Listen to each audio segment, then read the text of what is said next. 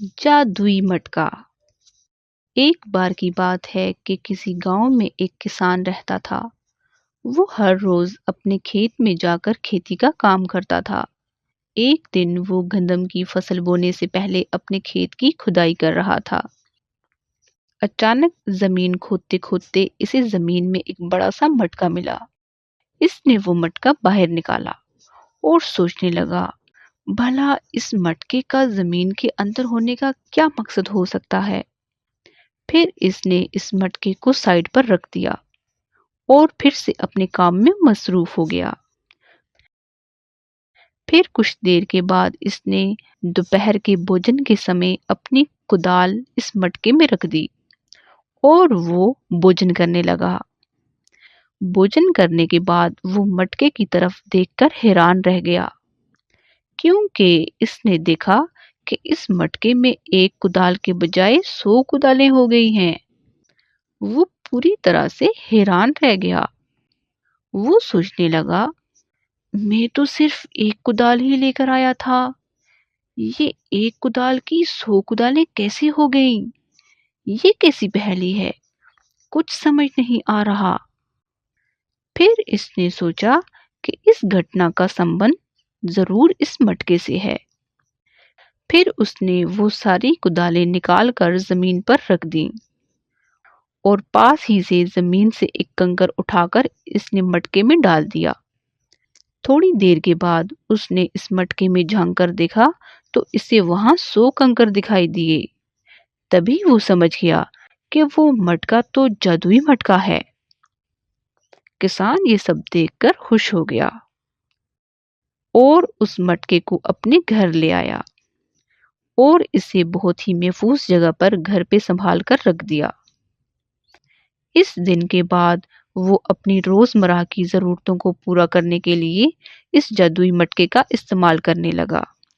इसे जब भी कपड़ा जरूरत होता तो वो कपड़े का एक छोटा सा टुकड़ा इसमें डाल देता, तो थोड़ी ही देर के बाद इसे बड़ा सा कपड़ा मिल जाता जो इसकी जरूरत पूरी कर देता। फिर जब भी इसे भूख लगती तो वो फल इस मटके में डाल देता, तो थोड़ी ही देर के बाद वो मटका इसे 100 फल दे देता था। इस तरह वो किसान धीरे धीरे अमीर होने लगा। पर वो किसान लालची नहीं था।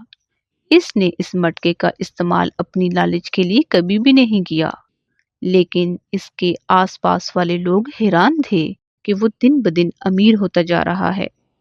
तभी इसके पड़ोसियों ने इसकी दौलत का राज जानने की ठान ली। फिर एक दिन वो पड़ोसी किसान के घर के बाहर खिड़की के पास चुपके से खड़े हो गए और इस किसान के घर के अंदर झांकने लगे। उन्होंने देखा कि किसान ने एक छोटा सा चम्मच भरा दूध इस मटके में डाल दिया और थोड़ी ही देर के बाद इसने पूरा लीटर भर दूध इस मटके से बाहर निकाला। हाँ, अब समझ आया कि ये किसान इतना अमीर कैसे बन रहा है। ये तो इस जादुई मटके का कमाल है। फिर इन लालची पड़ोसियों ने इस जादुई मटके को चुराने की योजना बनाई और उन्होंने रात होने का इंतजार किया। इसी रात उन्होंने वो जादुई मटका चुरा लिया और इस जादुई मटके को अपने घर ले आए।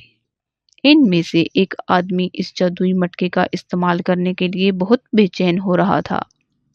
पर इससे पहले कि इस मटके के अंदर कुछ है कि नहीं, ये देखने के लिए उसने अपना हाथ इस मटके के अंदर डाल दिया। जाहिर है मटके के अंदर तो कुछ नहीं था, पर जैसे ही इसने अपना हाथ मटके से बाहर निकाला तो वो हैरान हो गया कि इसने देखा कि अब इसका एक हाथ नहीं बल्कि इसके 100 हाथ निकल आए हैं। अब वो पड़ोसी पूरी तरह से डर गया। जैसे ही वो दूसरे दिन अपने घर से बाहर निकला तो लोग इसे देखकर डर गए। लोगों ने समझा कि कोई राक्षस इनके गांव में आ गया है। सब गांव वाले इसे मारने लगे। ये सब देखकर किसान समझ गया कि इसका जादुई मटका इस लालची पड़ोसी ने चुराया होगा और इसने अपना हाथ इस जादुई मटके के अंदर डाल दिया होगा, तभी तो इसके 100 हाथ निकल आए हैं। इस तरह उस किसान को उसका जादुई मटका दोबारा मिल जाता है और इस लालची पड़ोसी को लोग मारकर हमेशा के लिए उस गांव से बाहर निकाल देते हैं। तो देखा दोस्तों, हमें लालच नहीं करनी चाहिए।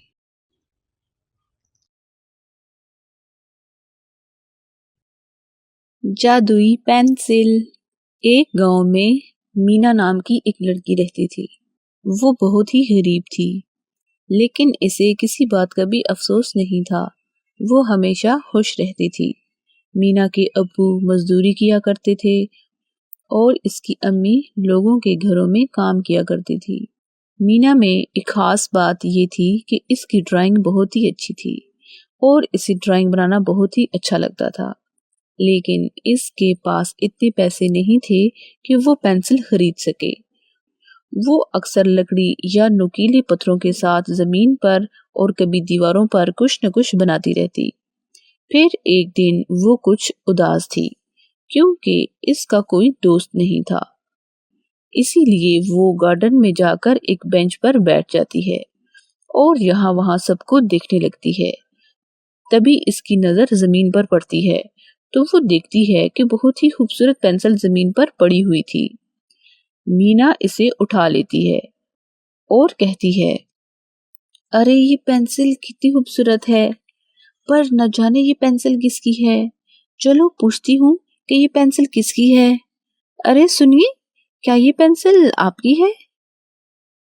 सुनो आंटी, क्या ये पेंसिल आपकी है? सबसे पूछा कि ये पेंसिल किसकी है, पर ये पेंसिल तो किसी की नहीं। तो क्यों ना इस पेंसिल को मैं ही रख लूं। कितनी सुंदर पेंसिल है, वैसे भी मुझको मिली है, तो अब से ये मेरी है। फिर मीना इस पेंसिल को अपने साथ घर ले आती है। बचपन से ही मीना की ड्राइंग बहुत अच्छी होती है, इसीलिए मीना इस पेंसिल से कुछ न कुछ बनाना शुरू कर देती है। मुझे आम बहुत पसंद हैं, कोई लाकर तो नहीं देता तो कम से कम बनाकर ही देख लेती हूँ। ऐसा सोचकर मीना एक आम की टोकरी बनाती है। काफी रात हो जाने की वजह से वो ड्राइंग को बनाकर सो जाती है। जब इसकी आंख खुलती है तो वो देखती है कि इसके बगल में कुछ तो है। अरे वाह, आम ये कहाँ से आए? जरूर माँ लेकर आई होगी। शुक्रिया माँ। फिर अगले दिन कुछ काम करने के बाद वो सोचती है कि इस पेंसिल से सुंदर सा एक ड्रेस बनाए। फिर ऐसा सोचकर वो ड्रेस बनाती है और ड्रेस बनाने के बाद वो शाम को खेलने के लिए चली जाती है। जब वापस आती है तो वो देखती है कि इसके बिस्तर पर बहुत ही खूबसूरत ड्रेस रखा हुआ है। इसे देखकर मीना बहुत खुश होती है। अरे वाह, कितना खूबसूरत ड्रेस है।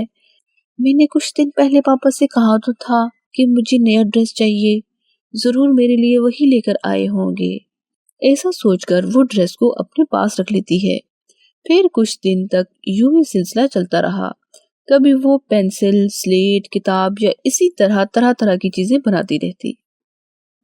फिर अगले दिन वो सब चीजें इसके बिस्तर पर होती और वो ये सब देखकर बहुत खुश होती। फिर एक दिन मीना की माँ इसके कमरे में आती है। अरे मीना, ये नई नई चीजें तुम्हारे पास कहाँ से आई हैं? हा हा, माँ, अच्छा मजाक है। ये सब आपने और पापा ने ही तो ला कर दिया था मुझे, और अभी आप मुझसे ही पूछ रही हैं कि ये कहाँ से आया है। मैंने मैंने तो कुछ भी नहीं लाया तुम्हारे लिए, कभी भी नहीं। ये सुनने के बाद मीना चौंक जाती है और थोड़ी देर सोच में पड़ जाती है कि अगर ये सब माँ और पापा नहीं लेकर आए तो ये सब चीजें कहाँ से आई हैं। फिर कुछ देर सोचने के बाद मीना सोचती है कि ये सब तो मैंने ड्राइंग बुक में बनाया था। माँ, अब मैं समझी कि ये सब चीजें कहाँ से आई हैं। ये सब चीजें मैंने अपनी ड्राइंग बुक में बनाई थी। मुझे लगता है माँ कि ये कोई जादुई पेंसिल है, जिससे मैं जो कुछ भी बनाती हूँ और वो सच हो जाता है। जादुई पेंसिल? ऐसा भी कभी होता है क्या? मैं नहीं मानती। तुमने जरूर कोई शरारत की है। अब मुझे सच सच बता दो कि ये सारी चीजें तुम कहाँ से लाई हो। मुझे ये पेंसिल पार्क में मिली है। मैंने सबसे पूछा कि ये पेंसिल किसकी है, मगर वो किसी की भी नहीं थी। इसीलिए मैं इसे अपने साथ घर ले आई। अभी पता चल जाएगा कि माँ कि ये पेंसिल जादुई है कि नहीं।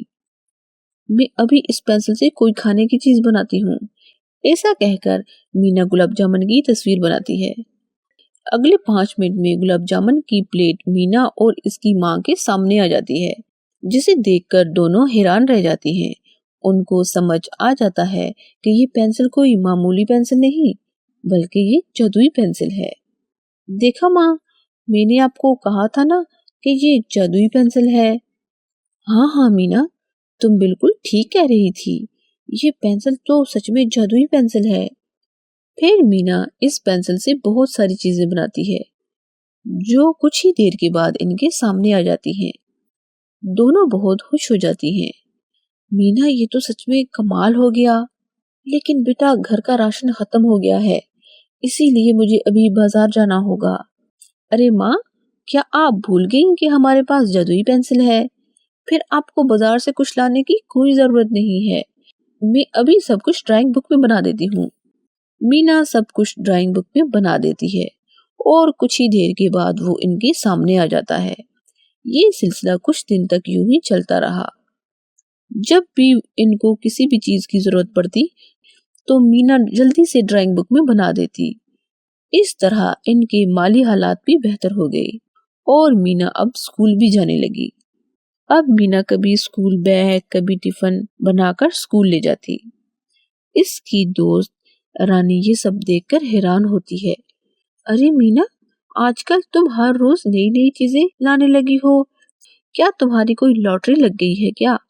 अरे नहीं नहीं रानी, छुट्टियों में मैं अपने मामा के घर गई थी ना, तो उन्होंने ही मुझे ये सब खरीद कर दिया है, और कोई बात नहीं। अच्छा, ठीक है। मीना, आज शाम तुम मेरे घर आना। मीना चूंकि एक गरीब फैमिली से बिलोंग करती थी, इसीलिए रानी की माँ को मीना का उसके घर जाना अच्छा नहीं लगता था। इसी वजह से मीना उसे मना कर देती है। फिर मीना घर आ जाती है। मीना अपनी माँ से कहती है, माँ क्यों ना हम कोई बिजनेस शुरू कर दें, जिससे हमारी आमदनी भी बढ़ जाएगी।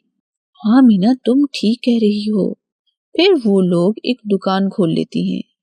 उनको जो कुछ भी चाहिए होता तो मीना झट से ड्राइंग बुक में बना देती और 5 मिनट में वो चीजें इसके सामने होती। इनका बिजनेस भी बहुत अच्छा चल रहा होता है और इनकी बिक्री भी खूब होती है। तभी कुछ दिनों के बाद रानी की माँ का वहां से गुजर होता है। अरे, मीना के पास इतने पैसे कहाँ से आए कि उन्होंने दुकान ही खोल ली? पता लगाना पड़ेगा। फिर वो एक दिन मीना के घर के बाहर छुपकर खड़ी हो जाती है।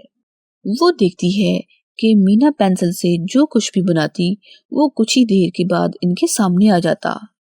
अच्छा, तो ये बात है, मीना के पास जादुई पेंसिल है, तो क्यों ना इस पेंसिल को चुरा लिया जाए। फिर मुझे जो कुछ चाहिए होगा मैं जादुई पेंसिल से बना सकती हूँ।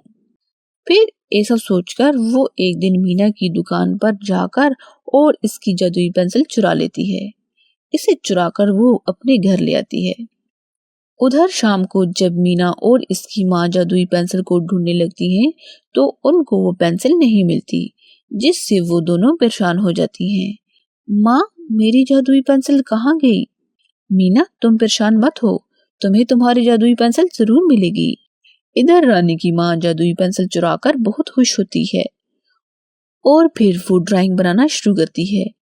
लेकिन जब रानी की माँ किसी भी चीज की तस्वीर बनाती तो वो उसका उलट बन जाता, क्योंकि रानी की माँ की ड्राइंग बहुत खराब थी। इसीलिए अब जादुई पेंसिल इसके किसी भी काम नहीं आ रही थी। अरे क्या मुसीबत है, मैं तो कुछ बना ही नहीं पा रही हूँ। क्या फायदा हुआ ये पेंसिल चुराकर? कुछ समझ नहीं आ रहा कि मैं क्या करूं इस पेंसिल का। ऐसा कहकर रानी की माँ एक नेकलेस बनाने की कोशिश करती है, मगर वो कुछ इस तरह बन जाता है कि जैसे सांप हो। तो इस तरह वो सांप बन जाता है। अरे बाप रे, बचाओ बचाओ, सांप हमारे घर में घुस गया है। इतने में मीना भी ये सारा नजारा देख लेती है। फिर वो सांप को वहां से जाने का कहती है। मीना के कहने पर वो सांप भी वहां से चला जाता है। आंटी, ये सांप आपके घर में कहाँ से आया? आप ठीक तो हैं? रानी बोली। ठहरो मीना, मैं बताती हूँ। माँ, आपने मीना की जादुई पेंसिल चुरा ली थी ना कि आप इससे जो कुछ भी चाहोगी तो बना लोगी, लेकिन आपको इस सब की क्या जरूरत थी? हमारे पास तो इतना सब कुछ पहले से ही है। और देखा, आज आपकी लालच की वजह से हमारी जान जाते जाते रह गई। अगर मीना ठीक वक्त पर ना आती तो। वो कहते हैं ना कि हम किसी की कोई चीज चुरा तो सकते हैं, लेकिन उससे उसकी किस्मत कभी भी नहीं चुरा सकते।